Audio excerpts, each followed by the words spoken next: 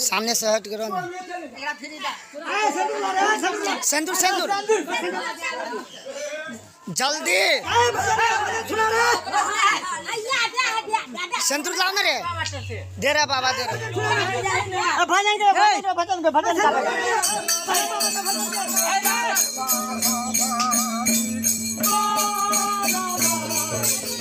देखिए दोस्तों कितना अच्छा से भगत खेल रहा है।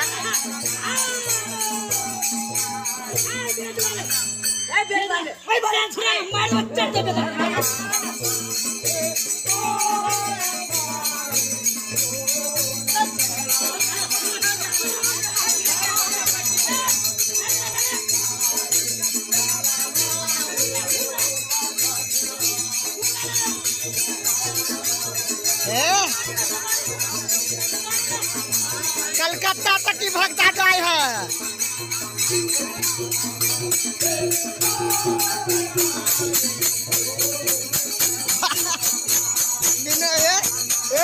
मिनट के देखे गौर से देखे।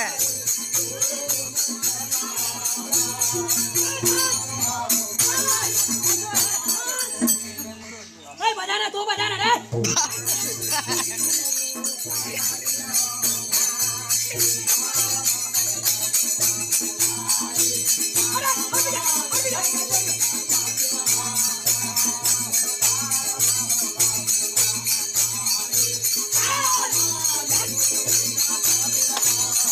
देखिए दोस्तों कमला पूजा का पूजा हो रहा है। अभी मानी मंदिर में है कमला पूजा।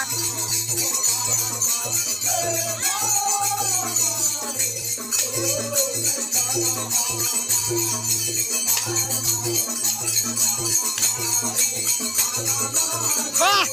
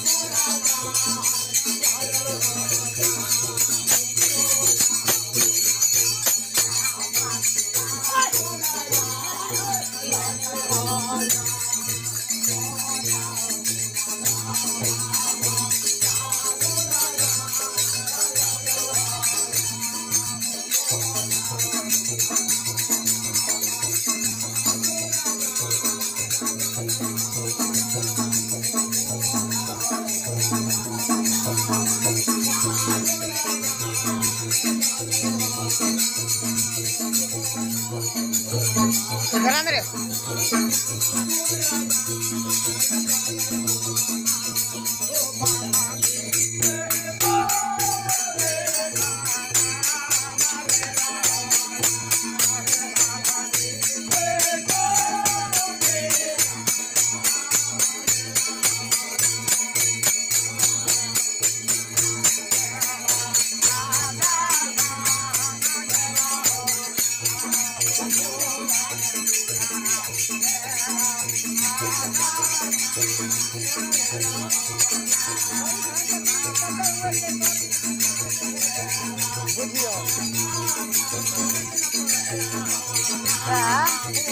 मधुमनी से लाल छियै भगत आले मधुमनी से भैया मधुमनी से लाल छियै